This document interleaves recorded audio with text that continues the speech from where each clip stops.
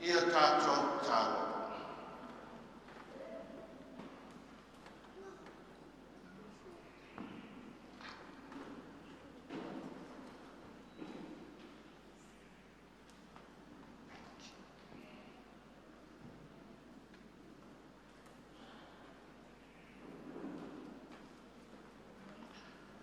Le ali lo walo Yesu Keriso. Na whaatuina le nei misterio le paseka. Le lilingi o lona toto mo i mātou. Ia whaapa ia i mātou i lo wanga le lei.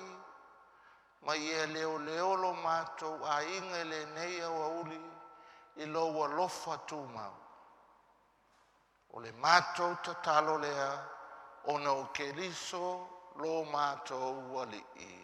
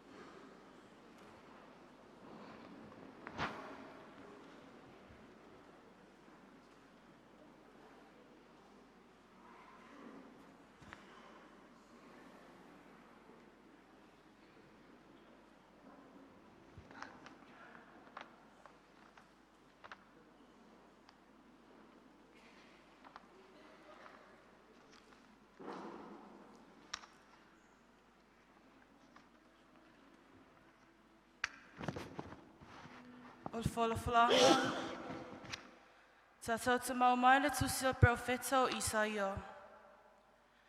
Lona mata upa 5:12, a mata whalwhala lona whai upa 13, whawa watu whai upa 15. Si ilo na mata upa 5:13, whalwhala whai upa mua, whawa watu i le lua. O le matua, ua manua o ia o noa tātou soli tū la whono.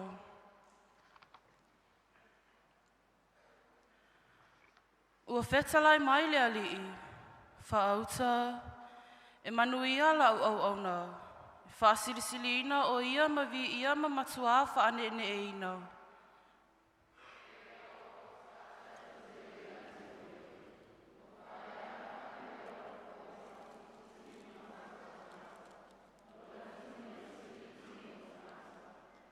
E whaapea ona sausauina e ia o nu e tele. Ona o ia e ponitia ai e tupu o lātou lava whafonga. A wā lātou te waaia le mea na lea talatalaina i ai lātou. Lātou te ilo fo i le mea na lātou le whaalongo i ai.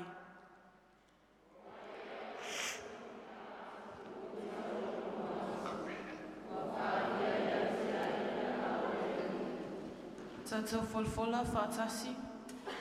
A tupu ae o ia e pēo si tā tupu i ona luma. Pēo ni pongai ni lukuna mati. Le au le nei pē la le nei o ia. A tātou papa ai a te ia. Le aso mahata o fie. Le tātou mana o ai a te ia. O le upu ale ali.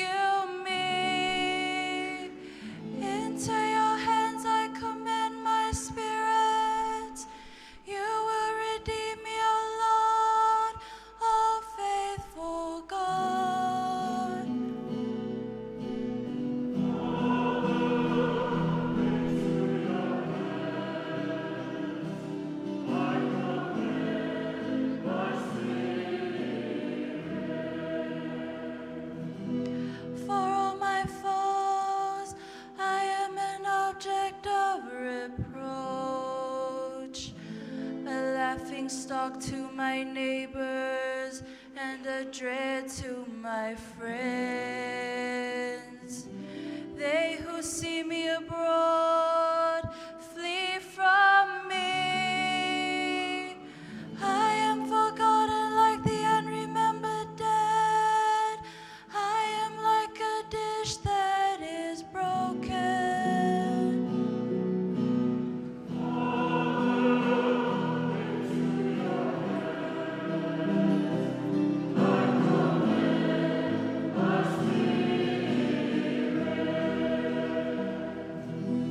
But my trust is in you, O Lord. I say you are my God. In your hands is my destiny.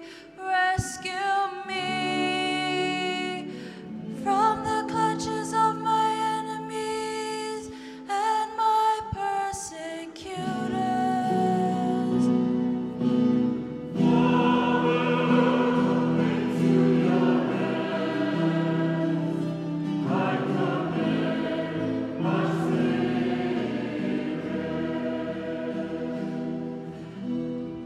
Let your face shine upon your servant. Save me in your kindness. Take courage and be stout-hearted. All you who hope in the Lord.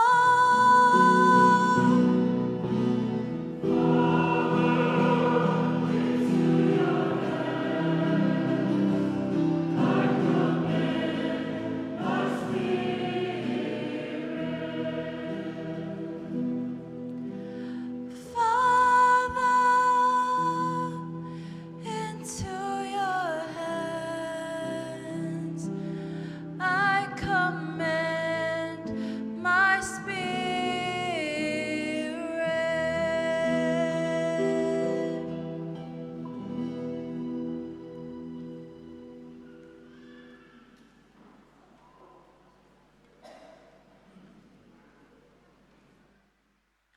Folanga, mai le tusi a e peru.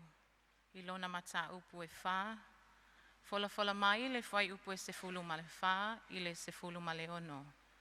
Sii i le mata upu e 5, fola mai le whai upu e 7, wha a wau i le whai upu e 9. E peru ilona mata upu e wha. Fola mai le whai upu e se fulu ma le wha, i le se fulu ma le ono. Si i le mata upu e 5, fola mai le whai upu e 7, wha au wau le whai upu e 9.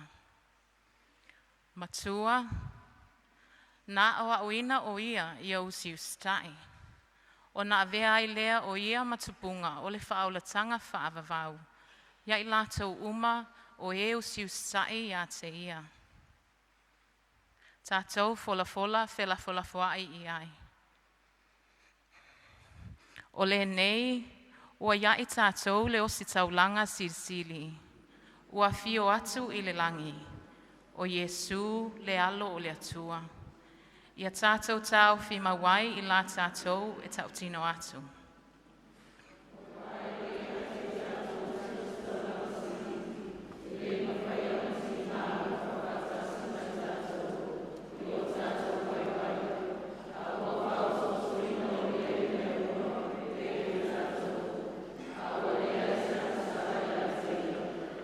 O le mea lea, ia tātou whaalatala atu ai ma le loto tele, i le nofo a li o le alofa tūnoa, ina ia alofa ina ai o e tātou e ia.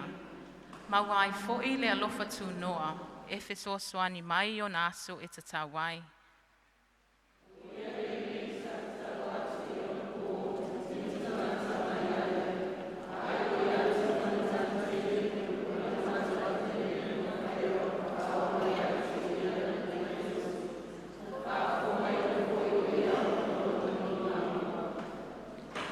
Lava o ia o le alo, a o mea sati ngā ai o ia, na awa o ina ai o ia usius tai. Whātoto ina foi o ia, o na avea ai lea o ia matupunga, o O le ola e whaapau, ia e tātou uma, o e ususta i a te ia. O le upu, ali alii.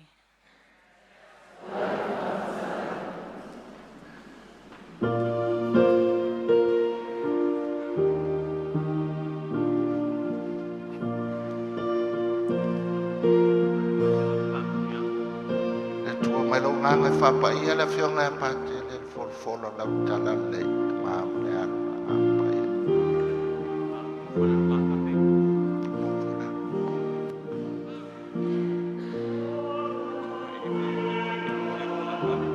E manga ia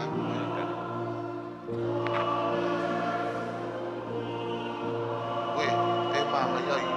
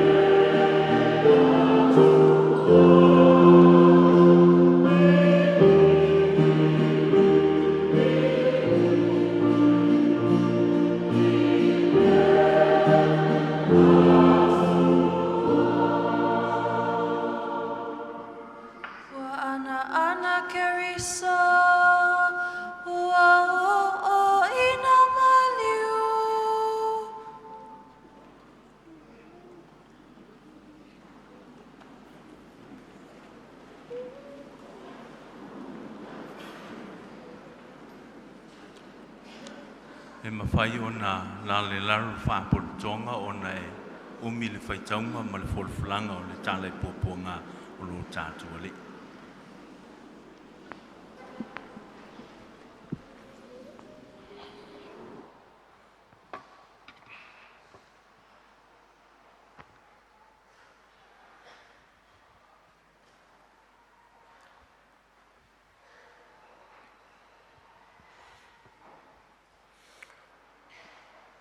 O le tala I pōpua ngā lo tātua li o Yesu Keriso mai le evangelia pa ia a Ioane.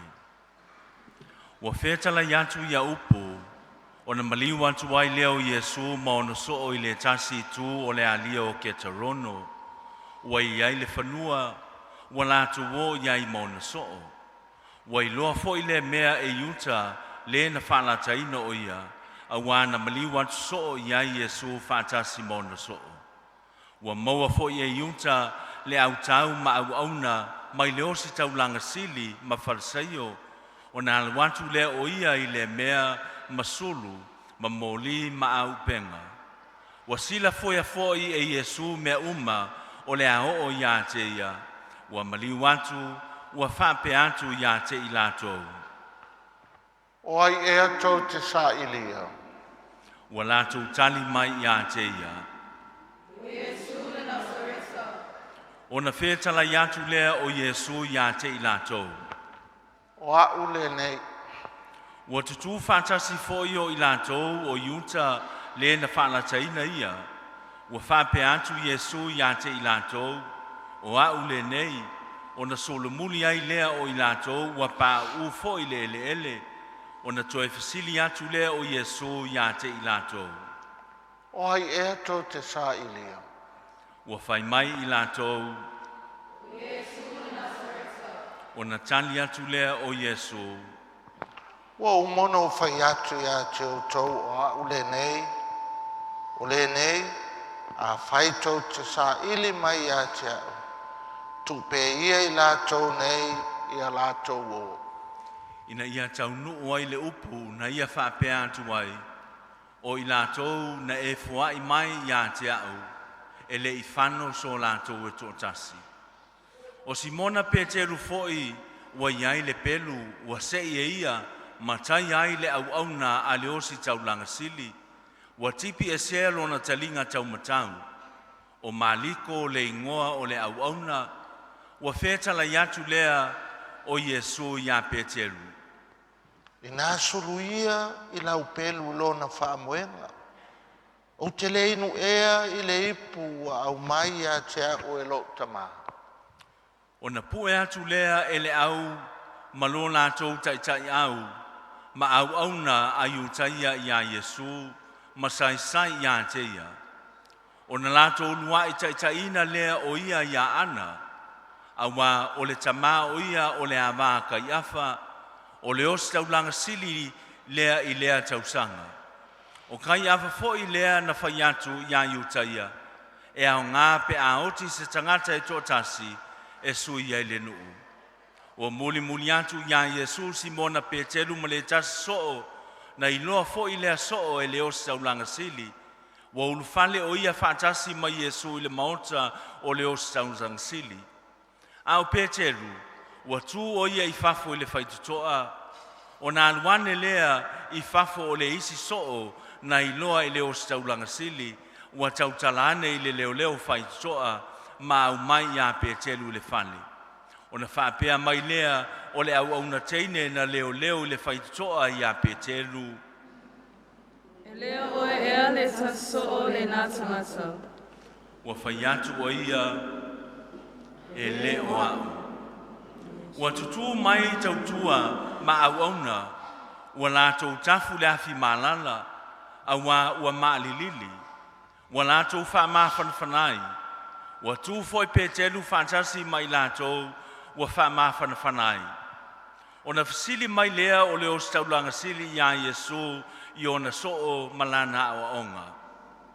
Wa tali atu Yesu ia te ia, Ua o tau talas whaali I tangata uma. Ua o soo I sunako ma le manumalu. Wha poto soo ai utaia. Au te le I tau tala wha lilo I se mea tas. Pese ale mea te fsiri mai ai atea. I e fesili atu I na wha longo I au. Se mea na o tau tala atu ai ate I lātou. Pauta wa lātou loa me umona o whai atu ai. Wa ia whetala iatu ia mea, o na pō mai lea ia Yesu o le tasi au auna sa atu ai ua whapea mai. E te tali atu ea whapea I le os taulangsi. O na tali atu lea o Yesu ia te ia. A whai wa leanga la upu, ia mori mau I leona leanga. E a whai ua lelei. Se ale mea we pō mai ai atea. Ua awina o ia e ana ia kai afa o le os taulanga sili o nono atia. Sa tu ai Simona Peteru o wha maa whanawhana, o na lātou whai mai lea ia te ia. E leo o e ea le tasi o na soo. Ua whaafiti atu o ia ua whai atu. E leo a. Ua whai mai ia te ia le tasi au auna o le osi taulanga sili, o le ainga o le na tipi e sea lona talinga e Peteru. O te lei aia te ea te oe patasi mai ai whanua. O na toi whaafiti atu lea o Peteru, o na vivini loa lea o moa. O na lātou taitaina lea o Yesu na ia kai afa I le mauta o le kovana. Ua au foi e le ulufale I lātou le mauta o le alii ne I le anga I lātou. O na le mawhai lea o na a ai le paseka. O na alua I le I fafo Pilato ia te I lātou ua whai atu. Ua lātou tali mai ua whapea mai ia te ia. A whai ana le pangata o ia. O mato le tuina to ia ia te oe. O na whai atu lea o Pilato ia te i lātou.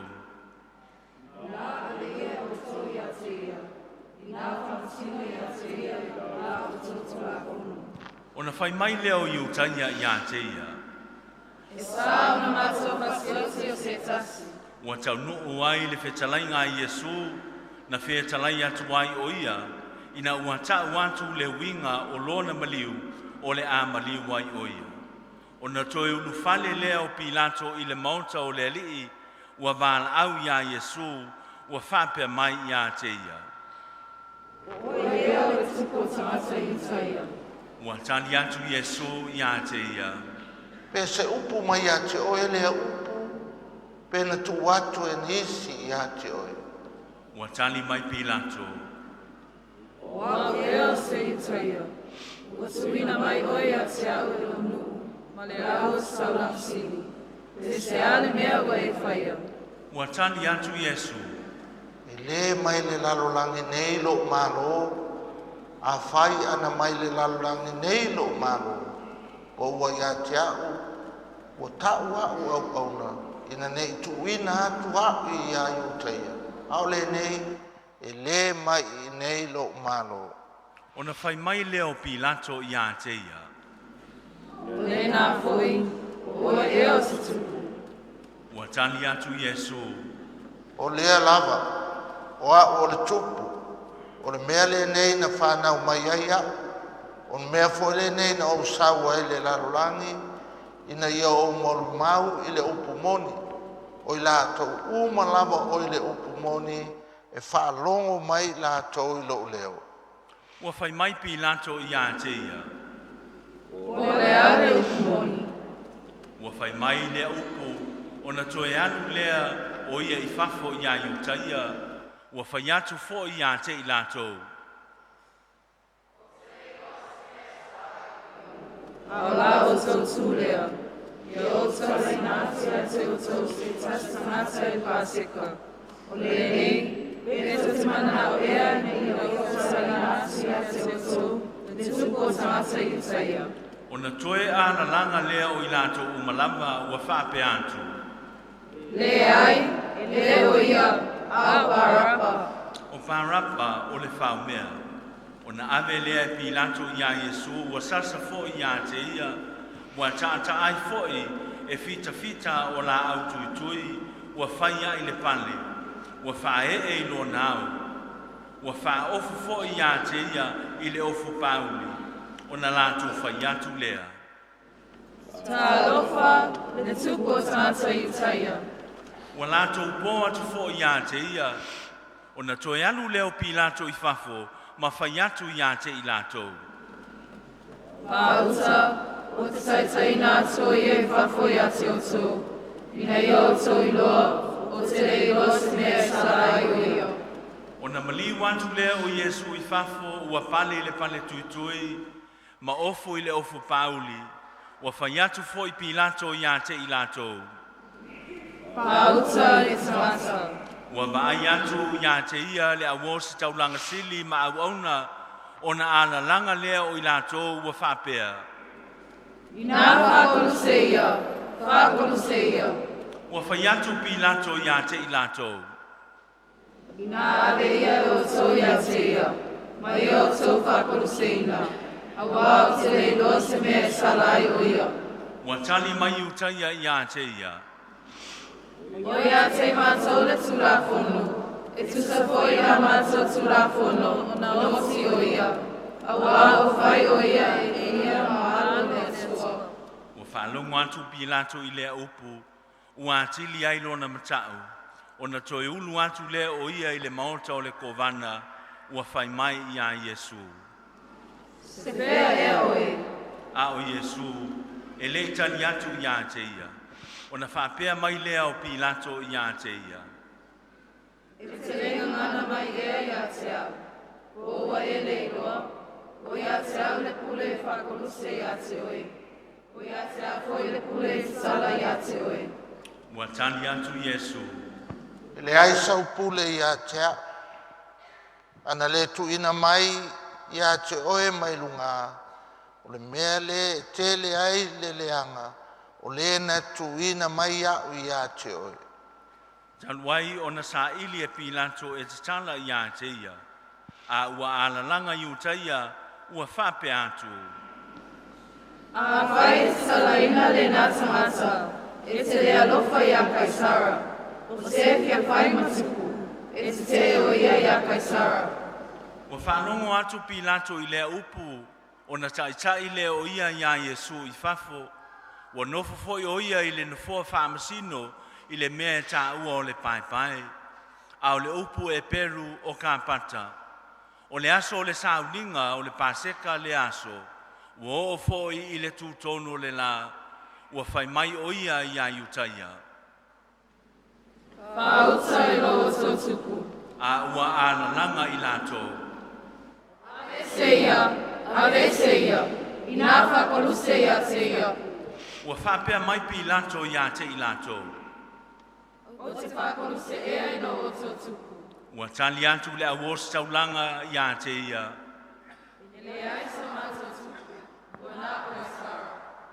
O na ia tu ina atu le o ia i a te i lato ina ia whaasata, ina ia Koluse ina. O na ave lea o Iesu e i lato, ua taita ina atu, ua ave e ia lo na Koluse, ua maliu atu fo i le mea e tā ua o le mea o iai le ulupoo. Ua ingoa i le upu e Peru o Kolokota. Ua lato Koluse i a te ia i le mea a toa maisi tangata e to lua whaatasi maia, o le tasi i le tasi tu, ma le isi i le isi tu, a au tu tonu Iesu. Ua tusia fo i e Pilato o le tusi whailonga, ma tu i lunga i le Koluse, o le upu le nei ua tusia. O Iesu le Nasareta, o le tupu o tangata Iutaia. O na whaitau lea o lea whailonga i Iutaia e to tele, a wā o le mea na Koluse ina Iesu, e lata ane lea i le ai, ua tusia fo i le ngangana e Peru, ma le ngangana Roma, ma le ngangana e Eleni. O na whapea atu lea o le awosi taulanga o Iutaia i a Pilato. Awa e te tusi, o le tupo tangata Iutaia, a ia whapea, ua whai mai o ia, o au o le tupo tangata Iutaia. Ua tali atu Pilato. O le mea o tusia lalo. Ua Koluse ina Iesu e tangata tau, o na lato ave lea o na ofu, ua vae whaina, taitasi le tangata tau malana mea, i le male ofutino, ai le ai se suinga i le ofutino, ua lalanga ato otoa e afua mai i le pito i lunga, o na whetautala i lea o i lato. Saia, ai se tatu whai e hili, o ai e whai mona. Ina ia taunu ai le tusi, ua whapea mai, ua lato tu whaina o ofu ia te i lato, ua lato whaia fo i le vili i lo ofutino.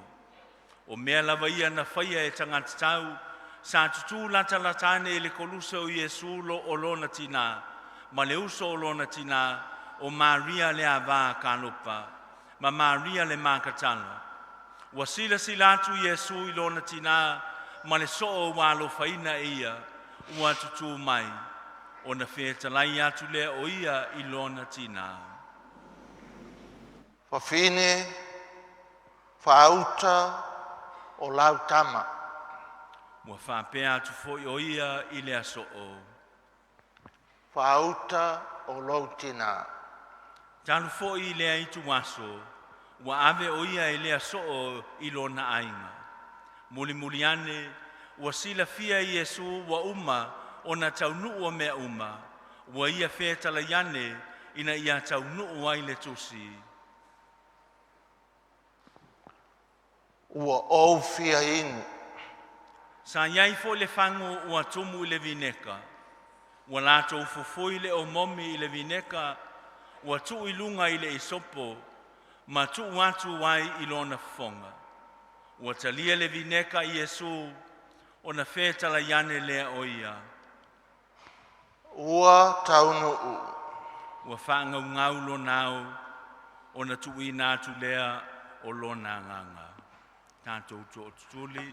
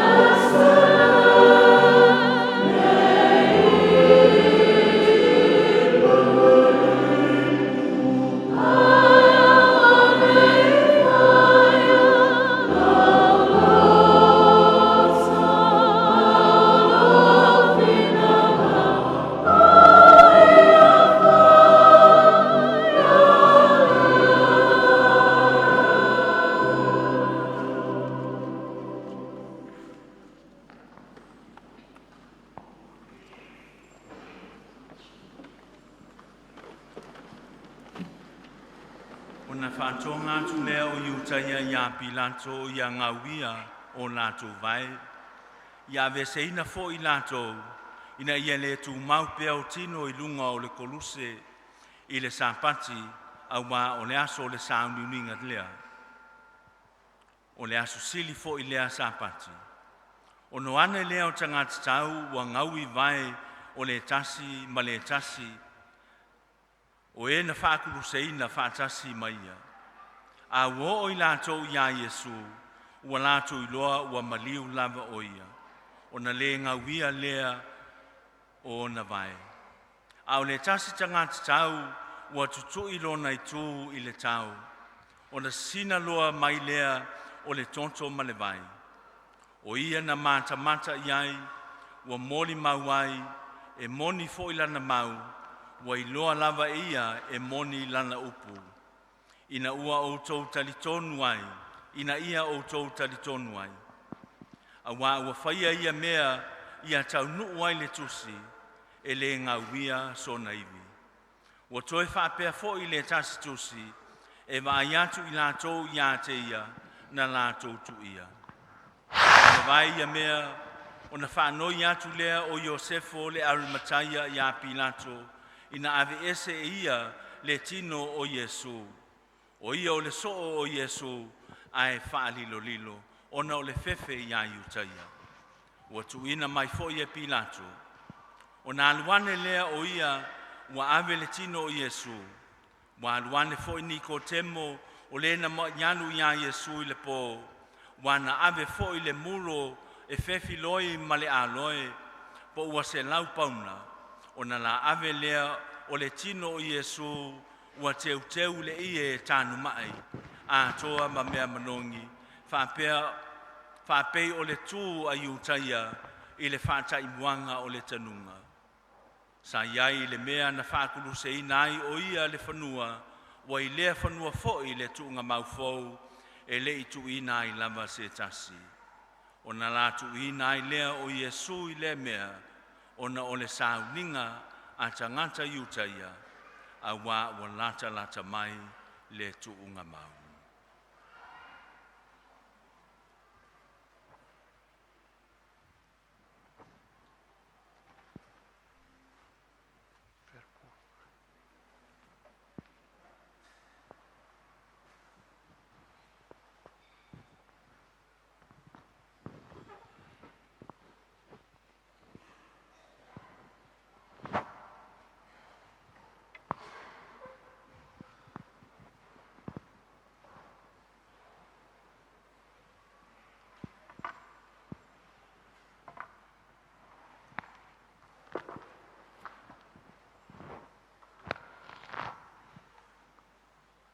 Malolo sa le umio le pasio.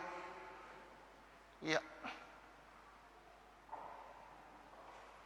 O tau whaafonga so ngā kako whaikaua fo le palema le kala according to St. Luke. O le oa I o le kala pe a kako maka ai. I just want to touch base le Holy Week. Mai le palema e kau le asala a Sauniga. O le foundation le o le kako Christian faith. Anga le Holy Week, we wouldn't be here today. This is the source, this is the foundation of who and what we are. We are Christians, the fact, o le mele kako whaalongo I ngele kala lea. E o whaakasi le fukia ma le umele. Anga le ai le asubala le paia, e le ai se koe kumangu malo le asa. Anga le ai pua ngā ma le maliwa Yesu le asor ngei, e le whangau mai le kai au sengi, ma le kuunga mau wa empty. E o whaakasi, au le kako kape nganga mai le ala o le Koluse, I le whanga fulu. Na tini pa o le uto, mai le asal palema e kau le asangei waka ua le Holy Week, o le vai asa sili. This is our story. This is us. O ngafi kau le asa, o le climax le o le Holy Week. Ai le I alu Yesu au mai le Eukaleskia. Ka kou ke kiu whaamaka la oai, e le ialu Yesu a mai le kofi o skaulanga, e lufia sa kalameka, e le ialu Yesu, ai au mai le mea alofa o le mulmulunga vae, o le alofa, a apa atu ma whaaola, ma ka kou wola whaarwhanga. E le o sau ia ionge le upulonga lua o le vai kauningei, a o synoptics, Mateo, Mareko, Luka. E ele kala Yesu kai no lama kwa ki ngā inga wa malo a I lungor Koluse fa mai Yesu lo tamae fa mangalo ia I lātou te lei lo le mea le lātou te whaia. E lo o whaia Yesu I fika mai ukaia ma le au vaenga umaleanga ma fualefu. Yesu o le kua kākou e koupi on I aso ma kausanga ma senkuli. E kawa uma kākou le kalanga Yesu. Mai le senkuli mua ma ia o luas fulkasi ngei. Jesus said to his father, Father, forgive them. E loo malama I lako mea lai whai. Ka kou la wha mai. Ka whewhi ia Yesu wha mangalo. Le au mea lai le fika ma. It's all o le kala Yesu go through era, century, e include ai us. O le alofa o le kua la hoa. O le ale vai o le kua. O le kangaka soifua, e ke le aku le alofa whamerka ko upu e whaala le kua. Le adjective le whamai. O le kua e muti vale lo ngā alofa. That's the story we just hear. E le o se kala le mea ngā kupu so longa kou. O le kala e pipi I pēla ngā whe au. O le kausanga ngei o le iupe le isili. E lua upung kako whaangare kako le pōnga lonsa ele. E lo se pōnga aru kako po se siu. O le alofa ma le whaamangaro. O le alofa o le akua le nga kupung ngei a maka mai nga po. Ke ele kako mku palapala. A mai le e kwa le skia o le kako wola le top up ai. A mai le kofi pelepkelo e lufi lufia sa kalameka. A le pesta example le ngaluai, he humbled himself to become the servant of all. A mai ele whakaikainga mo kako o I lalo. E whau le alofa I le alu I lalo. E le ai ma se pea mai lunga le whamawalunga, e whamai, o au ke alofa. Rapis. E whangau le alofa I le alu I lalo. O le esi kala Iesu nga whai lunga ai la maliu whai mai. Whamangalo ia I lako. O upu I lua lela ko soa mai kako whai eringai e seka. Let's have the courage to love. Let's have the courage to forgive. O ngai ainga le lua lea. E ainga alofa ma whamangalo. E wi la ia ka kingo I ngai me ola solo kongo I. E whai mangongolo mai le mea. Sa o sini le ai ele fasili kei mer se minga fai sini e winga le mo fa nganga ngai ko inga ia kwa uma papa ala pati ma papa pio fak aso pakele e ia ia le fa kalanga pule anga mai o le vai ngau pio o le alofa, e kulai mai foi ala paki. O le vaivaingo ala paki, o le alofa, pe le kaungo kui asa.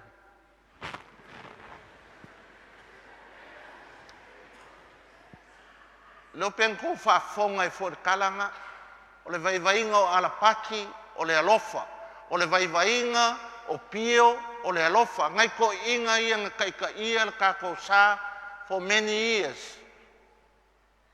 Ai ke longa. E apa mai le vai nga o pio ma ala paki kako vai e foi makako. We are so scared. O le kako pala ai e fau le alofa. O le kako maso meni e fasioki lo kako uso a kangaka. Kako maso meni fai le upu le anga fai le moko kangaka. Away with him. Ave ese ya ke ia mai parapa. O ka kowol ka koa ia. E fa leanga le kangaka. E fai kala leanga le kangaka. Al ka ko pala ia. E embrace your sister, your brother. Lau whangau o makua. Ka ko makua kausi I le alofa. O le a mai se fa ka inga le kala le ang ka ko fai ka nge o le popo ngau ka ko faola e ka nga longo I tino matangi le lei o le ultimate le nga kai le lofa o le kua ia ka ko the highest point o le Mount Everest le o le lofa o le kua wa leva nga lofa le kua sau lo le kala le o le punchline ka ko ai Christian God loved the world so much, he gave his only son. I ola kako. O le kala le kako. Uma fai ka. Ia kako koe fangu kako. Kui. It's not about se kala fonga ngal makamaka pe se aki fanga. O le kala e ku. Mai le kala ngau ki kilo. Nga e punga la i e kongo le kala. You make that story yours. E kuai o e on kuai au kuai kako. Or otherwise, ale mai mau kako faafu le sarnge e le eima se me o kupu. Put ourselves in the story. Where are you? Where am I? O a ore fika o a ore finge fai kakala mai. E ngo vai a o e lua kunga Yesu I o le api ngaki lua ai e le chat. Le mako kangaka o pi lako pala ai e fai le mesa O le whamsingunga le ngā whai kau ngai. It's like those whamsingunga e o e whai wale whai inga ka ngaka le alo e whamsingunga. That's the story. Ale lui le asor ngai. Ka ko wo i ko kongo le story and fasiri where am I? Kukui lalo le sa kaulo mai whaku ia Yesu. This is me, myself and I. E ha, ole. Ma Yesu, o walo le ka ele ngai ke ia le. Ese umakako story. Ele ai masa winga e whaikau ele kala le according le evangelia yonge. I make the story part of us. Here we are standing next to the cross. So o mai yonge makingau Yesu. O le ala ukala le whaku ia Yesu. O le ala kala Yesu le whai mai a oe. Ka whewhe se mai mai Yesu malo le kau kua loko. Malo le kau si makua. Ino, o ka le maanga ia angi e aulo ngā kala pe a kupu ia kākou.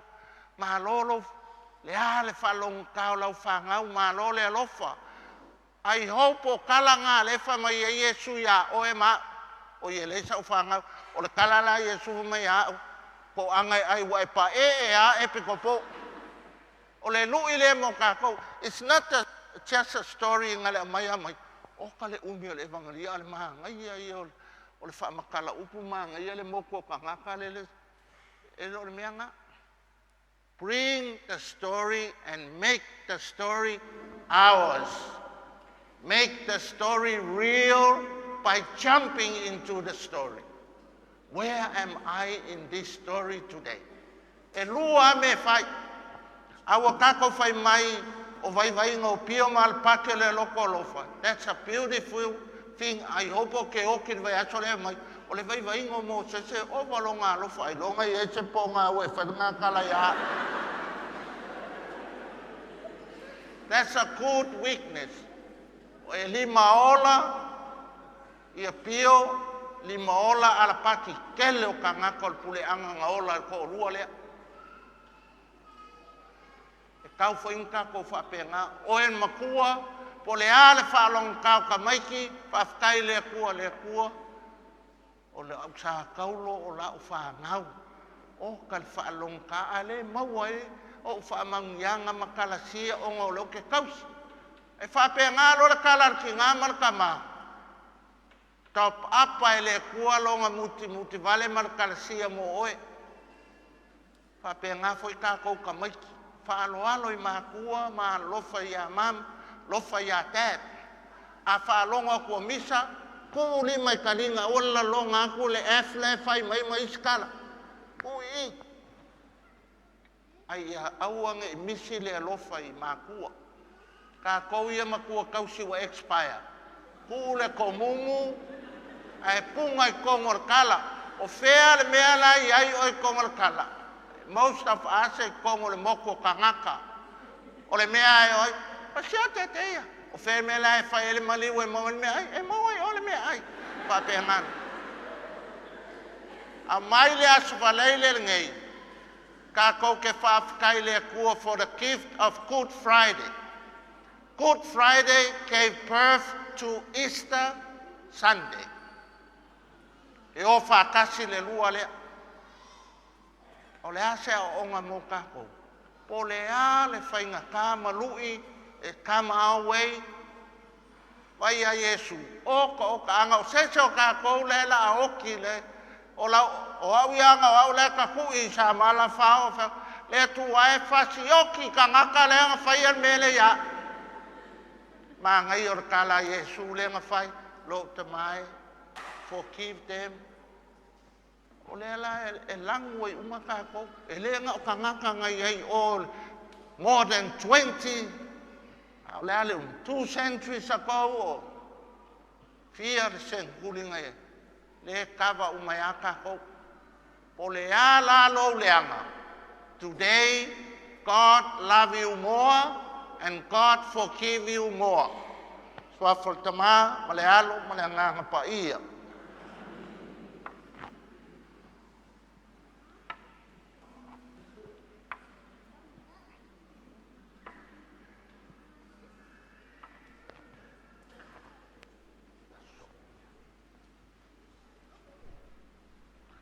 Tātou tutulai mo tātou tarsanga whalawa i tele.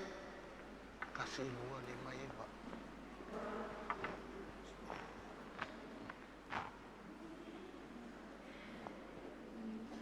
Talo more karesia. Le au pele pele ina e. Ia tātou talo more karesia pa ia le atua. I le rarolangi atua. Ia taitaina.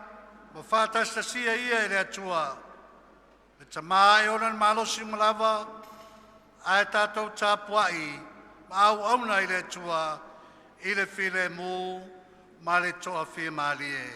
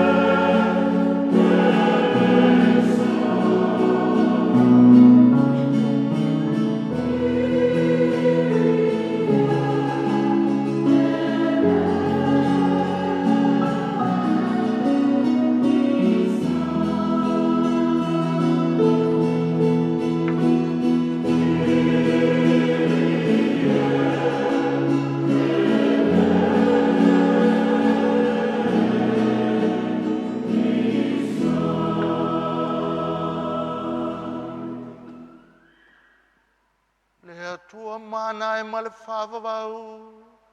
We whali alo mamalu ya tunu uma ya ke li solo walo. Ye taita inga I mātou mola we kalesia. Pe sosoan mai nei a tu maulo mātou whātotua. Tu maulo mātou a ngā watala I lau swafa. Ma watu le whaolatanga I o mātou usoa tangata. O la mātou talo lea, o no keli solo mātou wali.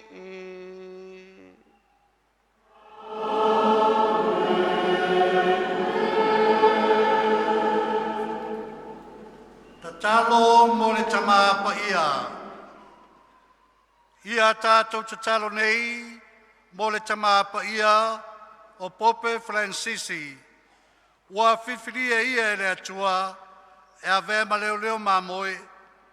Ia tua foi le atua le soifua, ma lo loina, ma le loto ma losi ia te ia, e tai tai, ma pule ai, le nuupa ia o le atua.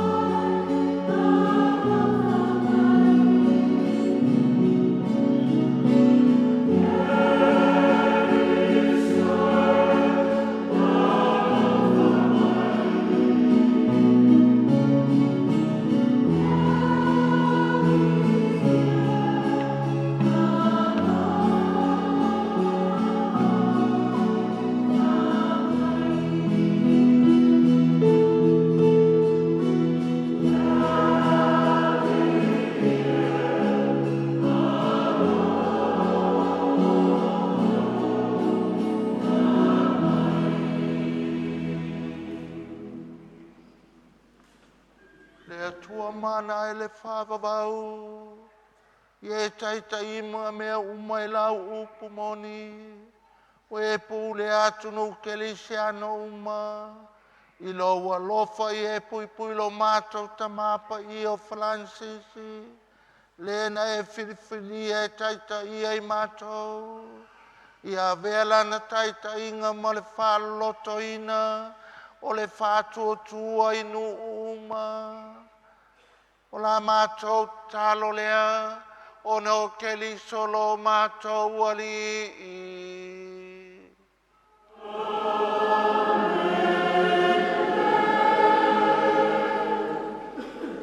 Talo mo le tūwhatasinga o le au kerisiano. Ia te talo mo tātou uso tō whawhine. O e mo mau tofi uma mai tātou i whātua tua ia Iesu Keriso. Ina ia whamau popo i le tua i rato uma o losa ili le moni ma le whamaoni. Ma ia tūwhatasia e ia i ratou i le kalesia e tasi.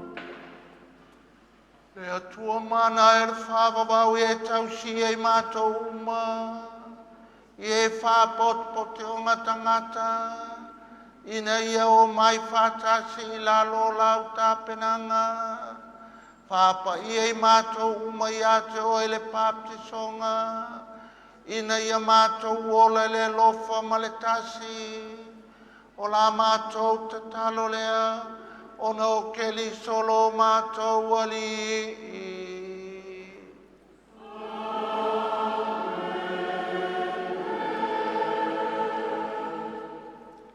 Talo mo tangata uma o inga luenga mo le manuia lau tele.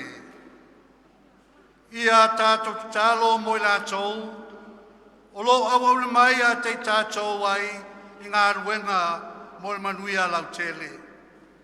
Ina ia taitai le tuo lātou ma whau ma le loto, ai o lai tangata uma i le file mu ma le saolotonga.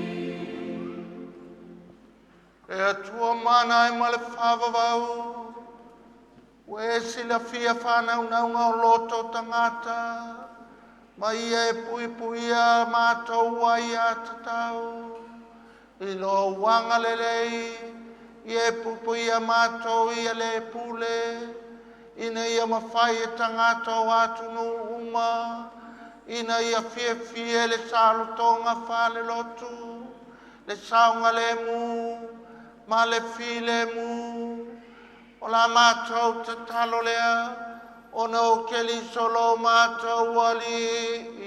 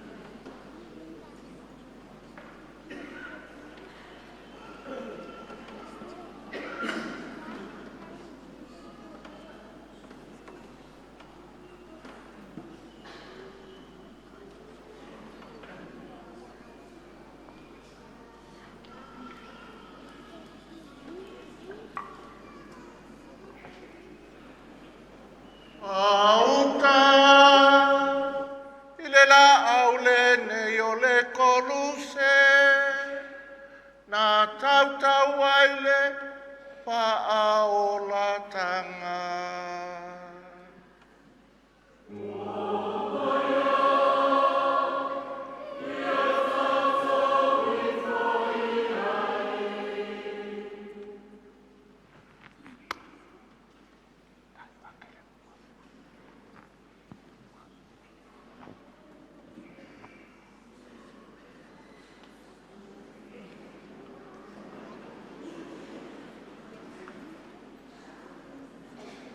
Kisia Yesu o mai e manolo.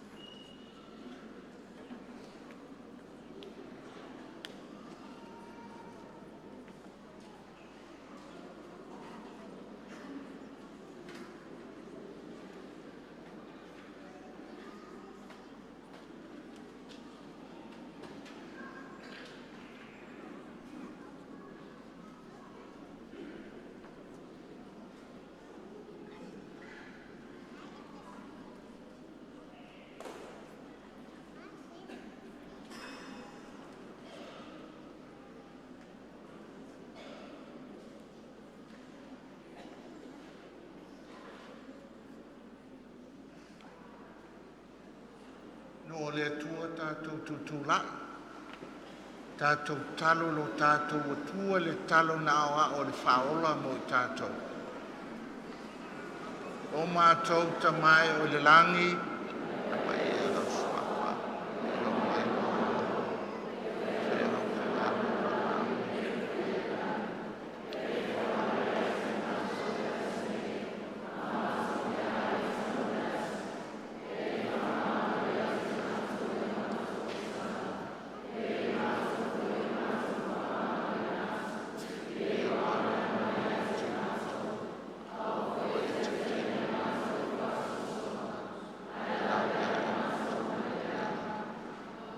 Le li e la vea i mātou mai le anga uma. Mai e foa i ai mātou le file e mui o mātou waso. E whasau mātou mai le anga sala. I loua lofa mai e pui pui mātou mai whalavelave uma. Mātou whātalitali atu mo le wha moe moe maulunga. Mo le fio mai o le mātou whaola o Yesu Keliso.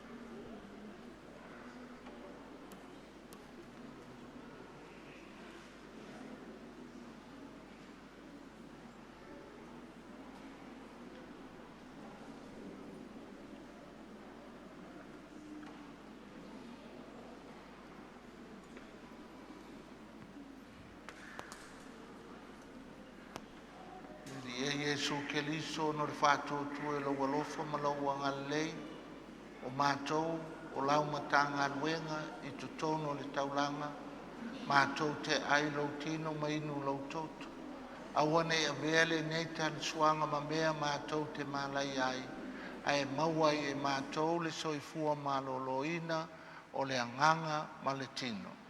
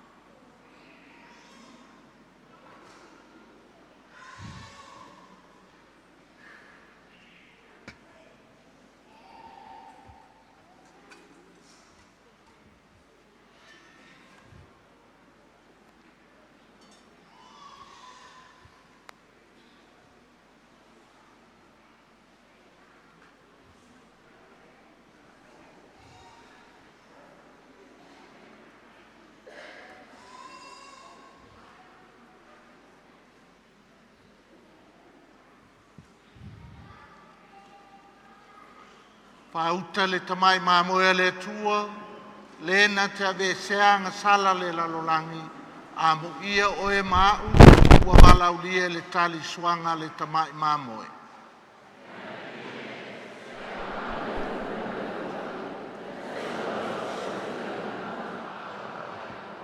Bea tino mal toto ke liso e maua umai tātou le ola e whaavavau.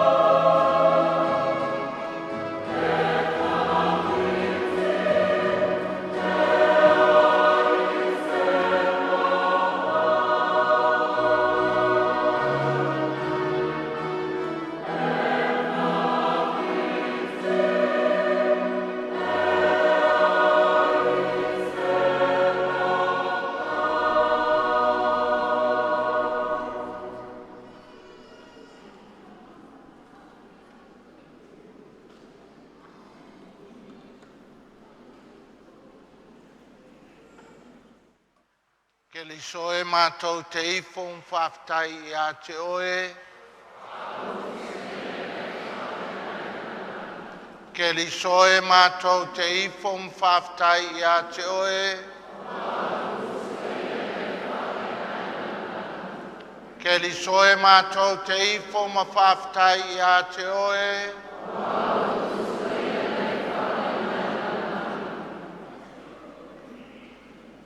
Whamalo mawhaftai o upui o le nei a fiafi. Whamalo mawhaftai. Whaftai le o fionga pa te le lui. Whaftai le whale whao ti a kono. Whaftai au nanga umalavo le nei a fiafi. Moli le whaftai whapitoa. Ia te outou le au mātutua. Le whātai ta inga. Le lei mo I mātou la iti. Tina le umi ma le vevela, vai o suru le tino le tau alala mai. Sau vai ngeia ia Sista Losalia, Sista Pesio alala mai, whātaita inga le leile ia te o tau matua tausi, le au mātutua. Malo, whawhitai.